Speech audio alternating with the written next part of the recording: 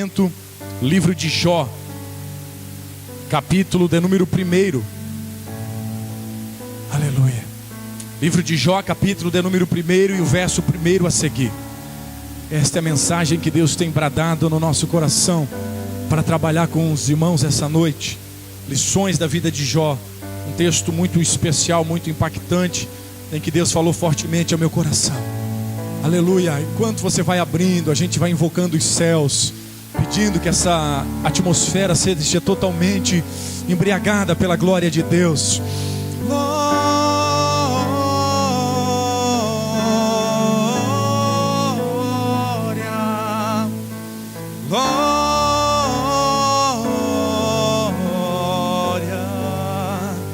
Vamos cantar a Ele dizendo: glória, glória.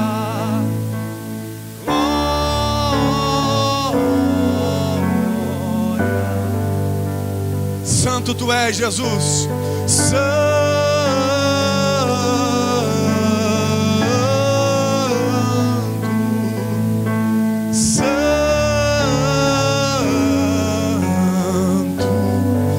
Todos quanto acharam, diga aleluia. Havia um homem na terra de Uz, cujo nome era Jó. E este era homem sincero, reto e temente a Deus, e desviava-se do mal. Ele era rico por demais. Vem aqui no capítulo 2 comigo, verso 1. E vindo outro dia em que os filhos de Deus vieram apresentar-se perante o Senhor, veio também Satanás e entre eles apresentar-se perante o Senhor. Então o Senhor disse a Satanás: de onde vem? Respondeu Satanás ao Senhor e disse: de rodear a terra e passear por ela. E disse o Senhor a Satanás: observaste o meu servo Jó? Porque ninguém há na terra semelhante a ele, homem sincero e reto e temente a Deus, desviando-se do mal e ainda retém a sua sinceridade, havendo-me tu incitado contra ele para o consumir sem causa. Então Satanás respondeu ao Senhor e disse: pele por pele, e tudo quanto o homem tem dará pela sua vida. Ou seja, toca na saúde dele. Tudo que ele tem, ele vai dar pela vida, ele vai te negar. Estende, porém, a tua mão, verso 5, e toca-lhe nos ossos e na carne, e verás se não blasfema de ti na tua face. E disse o Senhor a Satanás: eis que ele está na tua mão, poupa, porém, a sua vida. Então saiu Satanás da presença do Senhor e feriu a Jó. Deu uma chaga maligna desde a planta do pé até o alto da cabeça. E Jó, tomando um pedaço de telha para raspar com ele as feridas, assentou-se no meio da cinza. Então sua mulher lhe disse: ainda retens a tua sinceridade? Amaldiçoa esse Deus e morre. Mas ele lhe disse: como fala qualquer doida, assim falas tu. Receberemos o bem de Deus e não receberíamos o mal? Em tudo isso não pecou Jó com os seus lábios. Feche os teus olhos, Pai Celeste. Nessa noite, Senhor, nós estamos aqui para ouvir a Tua voz. Fala ao nosso coração de uma maneira impactante, profunda, tremenda. Que assim como uma espada, ela possa penetrar lá nas profundezas da nossa alma. Que como um martelo que esmiuça a penha, ela também venha nos quebrar naquelas áreas que precisamos ser quebrados, Senhor. E que Tu possa falar conosco de maneira íntima, pessoal, profunda. E é crendo que nós já viemos a Te agradecer, a Te louvar, a Te bendizer por aquilo que Tu vai fazer na nossa vida através da Tua palavra. Aleluia. Queridos, o texto em que nós lemos, ele narra uma história onde Deus chama os seus filhos, que eu quero crer que são anjos, a congregar-se diante dele, a comparecer numa assembleia diante dele. Naquele dia veio os anjos, os príncipes de Deus, arcanjos, e vamos dar asas à imaginação e caminhar nas entrelinhas da Bíblia Sagrada. Anjos, arcanjos, querubins, serafins apareceram diante da face de Deus. E quando eles vieram, também veio no meio daqueles anjos Satanás. E a Bíblia fala, Maria Isabel, que não é Satanás quem fala com Deus, é Deus quem puxa a conversa com Satanás. E diz: ei, viste a meu servo Jó? Viste a meu servo Jó, homem reto? E Deus começa a dar testemunho de Jó. Ele é reto, ele é fiel, ele é sincero, ele é temente a Deus. É Deus quem puxa a conversa com Satanás, e é Deus quem começa a dar testemunho da pessoa de Jó. E aí Satanás não diz assim: olha, eu não conheço. A conversa começa quando ele diz: olha, eu vim de rodear a terra. Então Satanás é quase que um turista que passeia, que conhece, que está atento, que conhece os passos, que sabe o que está acontecendo. E quando Deus diz a Satanás: conheces a meu servo Jó? O que me chama a atenção é que ele não disse: não, eu não conheço, não, eu ainda não ouvi falar, mas vou ficar ligado. Ele tem um perfil no Facebook que eu vou olhar para ver aonde que ele está, quem é ele. Não, como é que é o sobrenome dele? Eu vou tentar achar ele, eu vou me informar mais dele. Não, ele conhece Jó. Queridos, quando nós nos disponibilizamos a fazer algo para Deus, quando nós entregamos a nossa vida e queremos viver em retidão com Deus, o inferno começa a nos notar. Quando você vem à casa de Deus e faz um voto com Deus, de se reerguer, ou um propósito, proposita no teu coração fazer algo para o teu Senhor, você não passa despercebido pelo teu inimigo. É por isso às vezes que você fica tão sufocado. É por isso que às vezes na hora de vir para a casa de Deus, levanta isso, levanta aquilo, acontece aquilo. Eu nunca vi um lugar onde tantas pessoas me procuram: pastor, estava tudo bem, estava numa calmaria. Na hora em que eu ia para a casa de Deus, deu algo errado. É claro, querido, as armas do inferno estão apontadas para a tua vida. Satanás diz: eu o conheço. Mas daí Satanás, ele é sagaz. O nosso inimigo é perigoso, porque o que ele faz a seguir, ele tenta insinuar que Jó ama a Deus pela condição favorável que ele vive. Ele diz: mas como ele não vai te servir? Jó tem filhos que são saudáveis. Como é que ele não vai gostar de servir ao Senhor? Jó tem uma saúde de ferro. Como é que ele não vai ser crente ao Senhor? Jó tem muitos bens. Agora eu lhe desafio a tocar nos bens dele. Jó tem uma família estruturada. Jó tem uma estabilidade que qualquer homem desejaria. Quem não vai ser fiel? E ele insinua que Jó é fiel a Deus por causa dos interesses pessoais.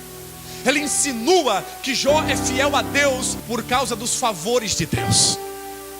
E aí Deus permite, dizendo: olha, Satanás, eu te permito então que tu desça a terra e que tu toque na vida de Jó. Imediatamente Satanás sai da presença de Deus e vem para o planeta Terra a fim de infligir Jó. Deus só permite ele: olha, tu não somente não vai tocar na vida daquele homem. E aí eu olho o trabalhar de Satanás, a frieza e a ruindade do nosso inimigo. A Bíblia fala que Jó estava ali num determinado local, quando o mensageiro chega apavorado e dizendo: Jó, eu estava ali quando aconteceu assim, assim, o teu rebanho de 7.000 e vai lapada foi todo consumido, só eu sobrevivi. Aí ele estava saindo embora, o Jó estava meio impactado pela notícia. Vem um outro correndo dizendo: ei, Jó, escute, as tuas ovelhas estavam lá e aconteceu assim e tal, e só eu sobrevivi e não sobrou uma. Aí quando aquele estava saindo, chegou um outro dizendo: ei, teus camelos também estavam lá e foi assim e não sobrou nada, só eu sobrevivi. Ele não levou um mês, ele não levou um ano, ele não levou semanas. A Bíblia fala que no mesmo dia, na mesma hora, Satanás dissipou todas as riquezas de Jó. E a Bíblia fala que ele era um dos homens mais ricos do Oriente. Querido, quando o diabo quer assolar você, Quando o diabo quer tocar você, você precisa conhecer o teu inimigo. Ele começa muitas das vezes tocando na vida financeira. Começa a dar errado aqui, começa a perder um dinheiro ali, fura um pneu aqui, e vai dinheiro aqui, e queimou um eletrodoméstico. E muitas das vezes somente a primeira fase das investidas do diabo é o suficiente para nos tirar da presença de Deus. Olha a primeira área que Satanás toca, na vida financeira. Muitas das vezes, quando ventos começam a soprar, a gente não tem a sensibilidade. E na hora da maior prova, que a gente devia estar mais pertinho de Deus, é a hora que a gente murcha e diz: eu não vou mais para a casa do Senhor. Por quê? Crise financeira. Eu não entendo.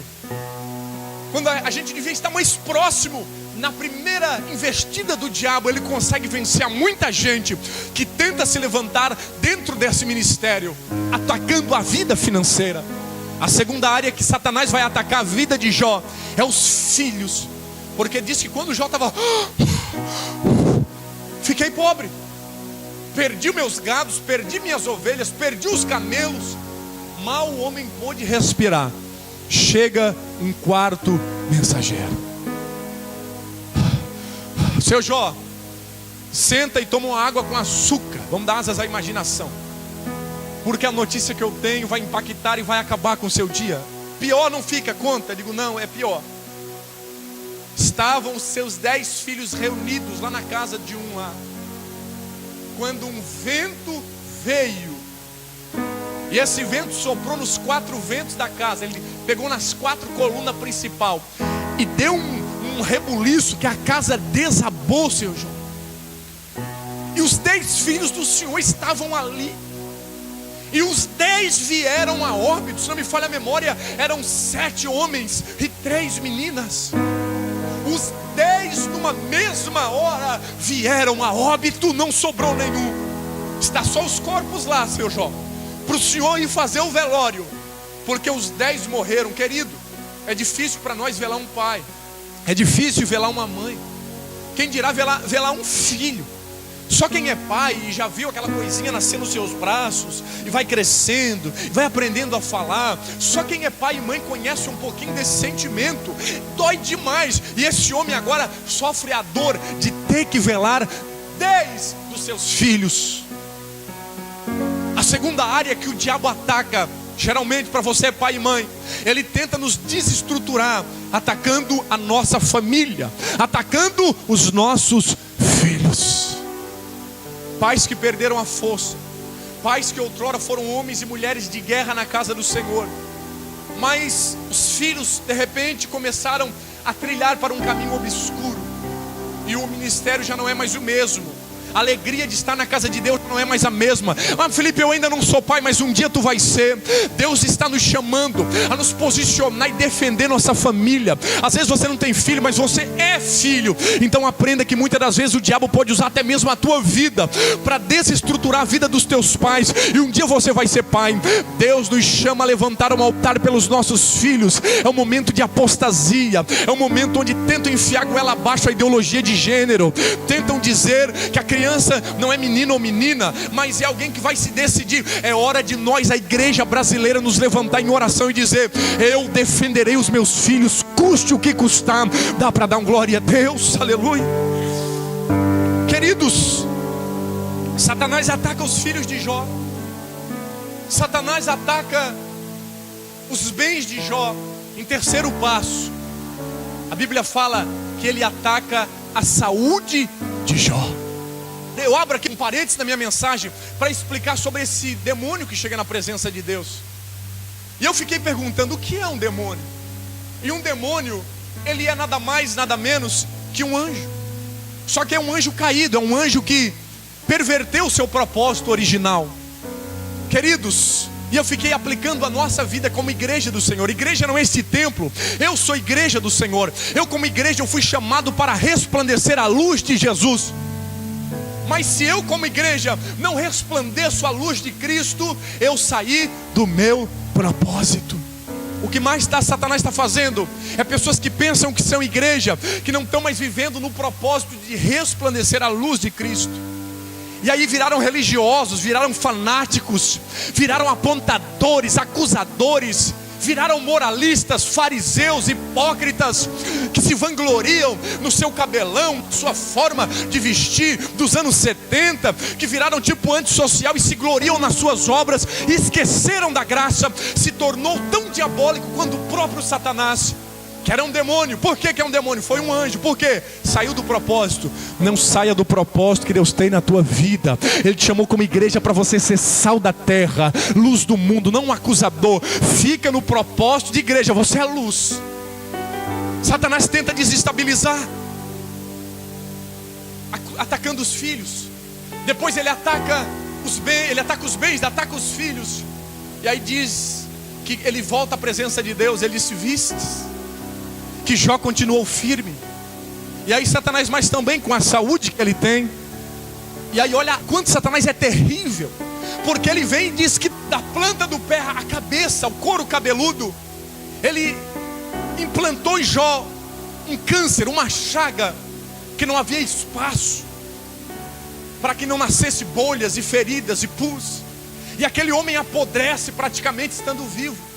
E aquele homem continua crente no Deus Todo-Poderoso. Quando aquele homem sepultou 10 filhos, quando aquele homem perdeu os bens, e aquele homem agora perde a saúde, diz a história que naquele momento ele vai se assentar num monte de cinzas, pega um caco de telha para rapar, arrancar as bolhas, para diminuir a sua dor. E quando aquele homem está ali sentado naquele momento, eu penso que os pensamentos não paravam de vir dizendo: ei, amaldiçoa. Satanás não parou de lançar setas, mas diz a história que mesmo no momento mais lúgubre, Jó tem a capacidade de pegar o caquinho de telha, de levantar e dizer: não, eu não negarei. Por quê? Eu sei que o meu Redentor vive. Aleluia. Você era para ter aplaudido ao Senhor pela fé desse homem. O meu Redentor vive. Dá para piorar, pastor?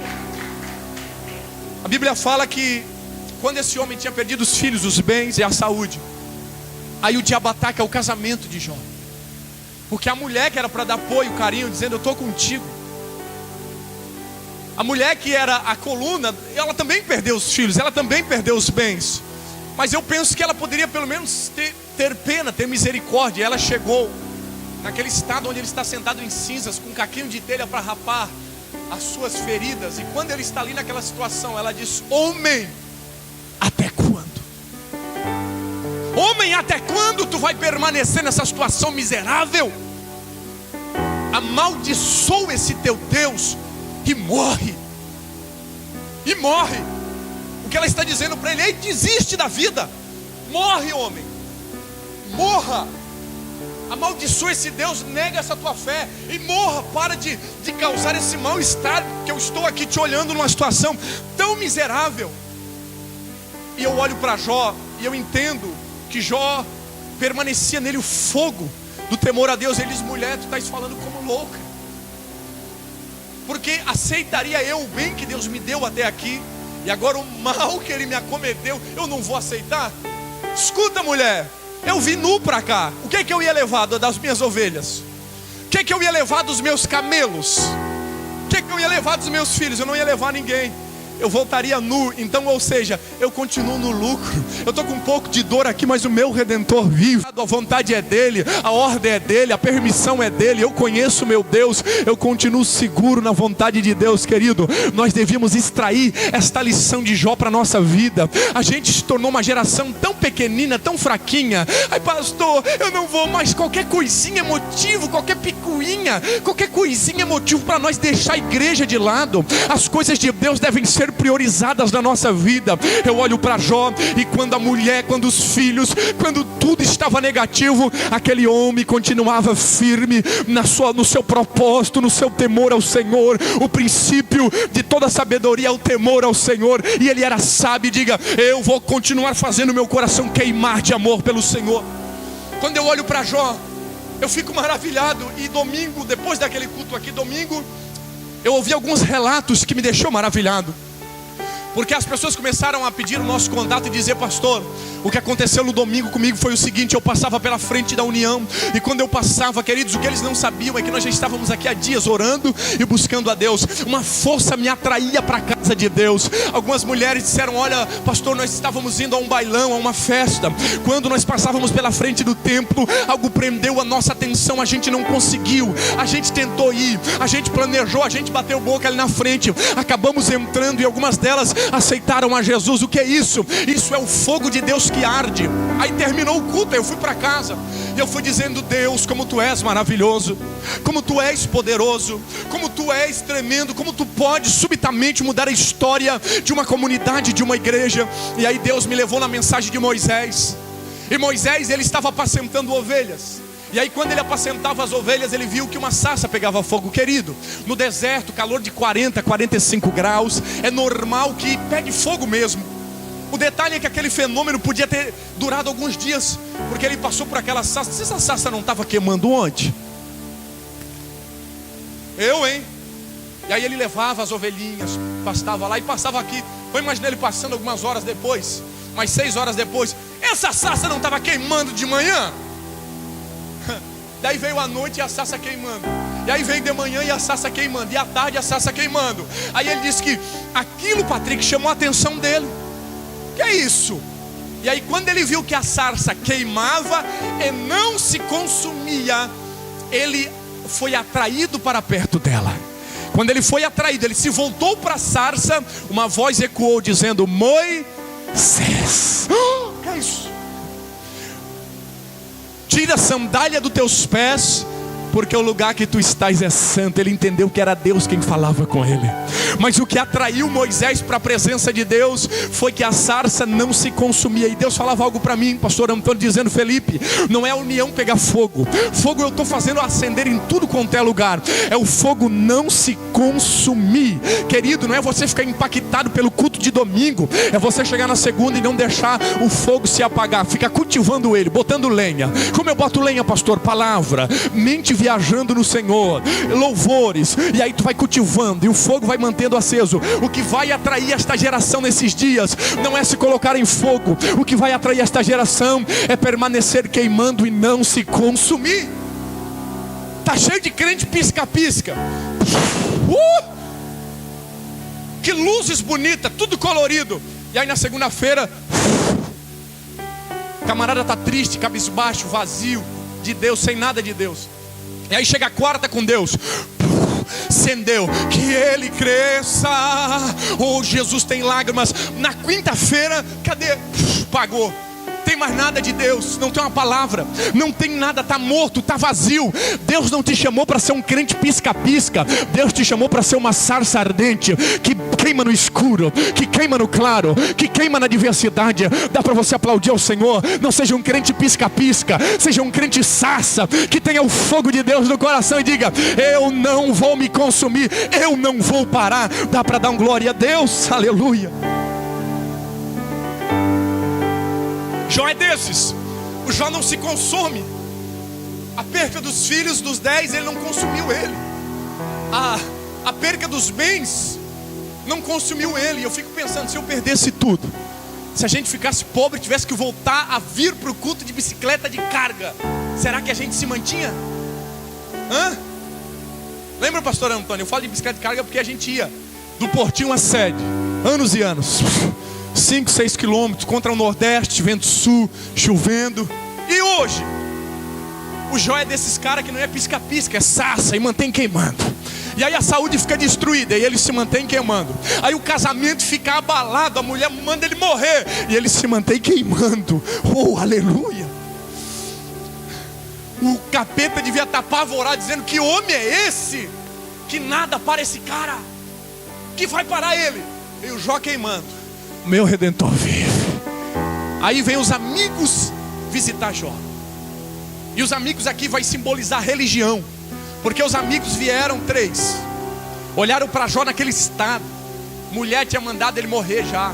Diz a Bíblia que eles se sentaram do lado dele e ficaram 7 dias em silêncio, em luto pela vida dele. Ninguém falava nada. Imagina que climão, o cara já está numa depressão, de camarada sentado do teu lado e bolas de feno rolando lá no Oriente Médio, os caras sentados.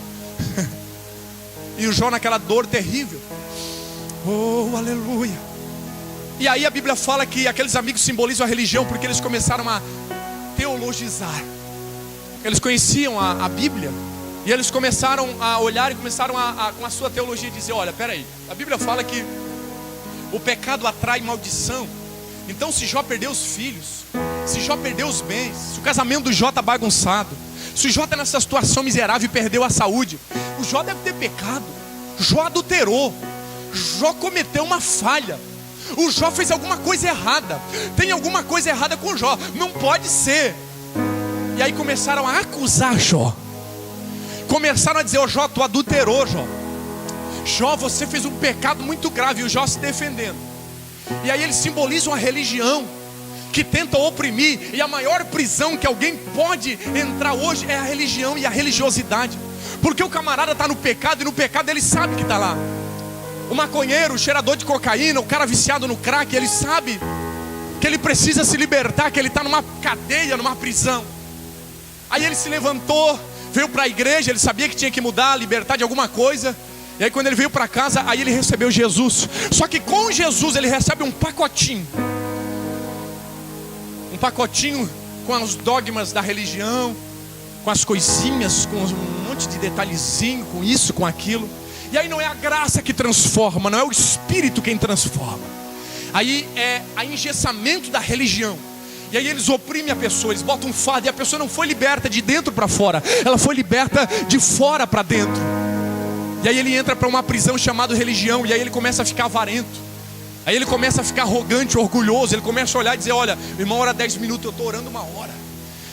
Ah não, olha lá o irmão, olha a forma. Não, eu me visto assim, ele é assado. Não, eu leio 2 horas, ele não lê nem 10 minutos. Não, eu oro assim, e aí começa a ficar orgulhoso, arrogante, prepotente. Queridos, se tem uma coisa que um cristão fica cheio, é de amor. Outra coisa, cheio de humildade. A Bíblia fala que é o nosso Jesus quem tem na mão bastão. Hoje é advogado e um dia ele vai ser juiz. Nós na terra nunca podemos ser igual aos amigos de Jó, religiosos, acusadores, homens que apontam, que acusam, porque a religião hoje, ela basicamente está parecida com os dias de Jesus. O que aconteceu, pastor? A Bíblia fala que magos do Oriente sabiam que Jesus nasceu, e os sacerdotes lá em Israel não sabiam. Quem eram os sacerdotes? Os pastores, os líderes religiosos. Os escribas não sabiam, os fariseus não sabiam, os saduceus não sabiam. Ai, mas é que o meu pastor... Querido, para de fundamentar a tua fé em pastor. Você não nasceu para ser um religioso. Você não nasceu para ficar fundamentado em homem, agarrado em homem. Ele é um homem, mas nós somos uma geração que Jesus está chamando para pertinho dele, dizendo: querido, que a tua fé esteja fundamentada em mim. Ah, mas o pastor, irmão, pastor é o pastor, pode cair a qualquer momento. Mas quando nós estamos olhando para Jesus, nada pode nos parar. Aleluia! Os magos sabiam, e os líderes religiosos não sabiam. O rei não sabia, e os magos sabiam. Por quê? Deus não se revela a quem tem carteira de pastor. Deus se revela a quem está interessado. Eles estavam interessados, diziam: nós vemos uma estrela, e a estrela, estudando as profecias, elas apontam e dizem que um rei vai nascer. Um rei vindo dos céus, um homem diferente, alguém que tem poder, que vem direto de Deus. E nasceu este rei, é aqui em Jerusalém. A estrela nos guiou. A Bíblia fala, queridos, que os magos sabiam porque estavam interessados. E Deus está dizendo, como a palavra de domingo, Ele se revela a meninos, porque meninos estão interessados em ouvir a voz de Deus. Samuelzinho estava ali atento, eu ouvi a voz dele, me chamou Eli. Ele nem sabia que era Deus, mas estava ouvindo. Deus levantará meninos antes que a luz se apague. Aleluia! Ah, Deus quer se revelar a quem estiver interessado. Tu está interessado em buscar a Deus? Você tem se interessado pela oração? Você tem se interessado pela palavra? Por quê, pastor? Porque senão você é só um amigo de Jó, religioso. Eu acho que tu pecou, cara. Eu acho que tu roubou alguma viúva. A Bíblia fala que Jó, quando ele começa a ser acusado pelos amigos, entrou um porquê na alma dele. E ele diz: por quê? Deus, eu perdi meus filhos, perdi os bens, perdi a família. Os meus amigos estão aí teologizando, dizendo que eu pequei, e eu sei que eu não pequei. E aí Deus sabia que ele falava? Nada. E o silêncio de Deus machuca mais que tudo. Tem momentos da tua vida, querido, que você não vai entender por que tu está vivendo aquilo. Qual é o sentido de tu estar sofrendo aquilo? Vai ter momentos que Deus vai te levar para um deserto, onde tu vai olhar para a esposa, para o namorado, para a amiga, para o amigo, para o líder da igreja, para o pastor Felipe, e você vai dizer assim: poxa, nessa caminhada eu estou sozinho. Meu Deus, nessa minha aflição eu estou sozinha.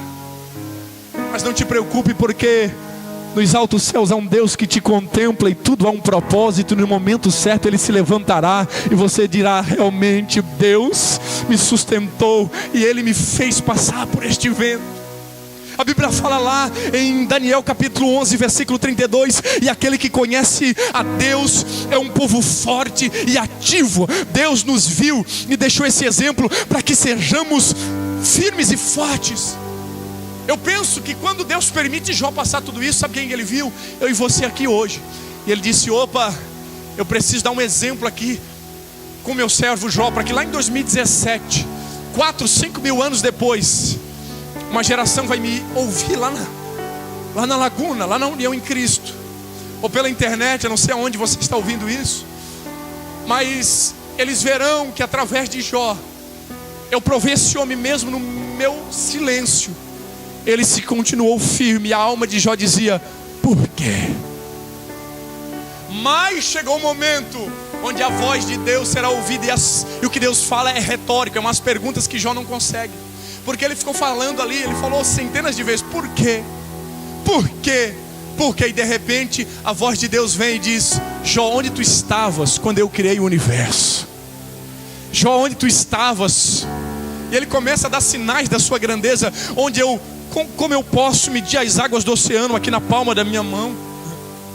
E Jó fica assim dizendo: Deus, tu és grande. Ele fica sem palavras.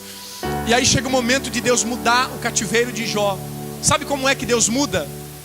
Quando Jó intercede pelos seus amigos. Jó estava se defendendo, dizendo: eu não fiz. Aí de repente Jó saiu do vale de ficar se defendendo e passou para a brecha da intercessão. Querido, vai ter coisas na tua vida que pessoas vão te apontar, vão te acusar, vão dizer que tu não é o suficiente para aquilo, que tu não pode. Enquanto você ficar tentando provar para elas: não, eu posso, não, eu consigo, você fica batendo boca, raízes de amargura vão ficar se formando. Você vai ficar num vale e Deus estará em silêncio. Agora, quando tu sair desse vale de ficar se defendendo e ir para uma brecha da intercessão, Deus se levantará. E a Bíblia fala que Deus mudou o cativeiro de Jó quando ele intercedia pelos seus amigos. É quando a gente para de bater boca, de voar abaixo como águia voa mais alto, e diz: eu estou acima das acusações, eu estou acima dos problemas, eu estou acima, eu estou num vale. E aí as raízes de amargura, aquilo que é ruim dentro de nós, Deus vai tirando, e nós vamos conhecendo a grandeza de Deus, e Deus começa a mudar a nossa história. Muitas das vezes eu pensei pequeno, e eu ficava degladiando com pessoas e tentando pela força do meu braço. Chegou um dia que eu parei. Eu disse: se eu faço o meu melhor e não é o suficiente, eu vou para a brecha da intercessão. E eu comecei a orar pelas pessoas que queriam o meu mal. Eu comecei a orar pelas pessoas que me desprezavam. E até hoje eu oro. Não é fácil, mas eu oro. E quanto mais eu oro, o próprio Deus se encarrega de cuidar da minha reputação. Aqueles amigos que acusaram Jó tiveram que ir lá pedir que ele orasse por eles. Imagine, isso era Deus exaltando Jó, dizendo: Jó, teus amigos, a religião não te entendeu, eles vão ter que precisar da tua intercessão. E aí eles voltaram, tiveram que reconhecer que aquilo era um processo de Deus na vida de Jó. Tiveram que reconhecer que Deus estava com aquele homem. Depois daquilo ali ele viveu mais de 140 anos. Deus restituiu. Jó teve tudo em dobro, 10 mais 10 filhos. Mesma esposa, casamento restituído. E por que 10 filhos? Deus deu tudo em dobro para ele. Eu me lembrei da história de um pai que voltava dizendo: tu perdeu teu filho. Meu sentimento diz: não, eu não perdi. Perdiu a quem perde, perdeu. Eu não perdi, eu sei aonde ele está. Ele está com Deus. Jó não perdeu os 10 filhos. Além dos 10 que estavam com Deus, Deus deu mais 10 para ele aqui na terra. Isso prova que a nossa vida não finda quando a gente tombar numa sepultura, mas que no pós-vida nós estaremos com Deus na eternidade. Nós vamos cantar: Senhor, valeu a pena. Aleluia. Eu vou finalizar para orar por você, lembrando a história daquele pai que dizia assim: filho, criança é mestre para fazer perguntas difíceis. E o menino disse assim: pai, qual é o tamanho de Deus? E o pai ficou numa sinuca de bico. E agora? Tamanho de Deus. Deus não se pode medir, Deus não se pode apalpar. Ele é espírito, está em todo lugar, ele mede o seu nível. Como é que eu vou falar isso? E aí ele, sem explicar, e criança faz pergunta difícil. Aí de repente ele ouviu o som da turbina de um avião. Ele disse: filho, tá vendo lá, olha lá, lá é um avião. E ele via aquele pontinho deixando um sinal de fumaça, riscando o céu de cá para colar. Ele disse: filho, tá vendo aquilo lá? Aquilo é um avião. É, papai, ele é grande ou pequeno? Ah, pai, ele é muito pequenininho, quase nem dá para ver. Aí ele pegou e levou ele no aeroporto. E ele viu um Boeing daquele para 500 pessoas, um avião enorme. Filho, esse aqui é o avião, ele é grande ou pequeno? Ah, pai, assim de perto ele é enorme. A mesma coisa é o nosso Deus. Depende da ótica em que você está enxergando, em que posição tu está. Talvez você diga: Felipe, eu não entendi essa mensagem. Felipe, eu ainda vejo Deus tão distante, tão pequeno. É porque você está distante dele. E Deus para você é só uma teoria, é uma coisa que a mãe falou, que o pastor está falando. Agora nessa noite ele está aqui, sabe o que ele está dizendo? Eu te convido a vir pertinho de mim.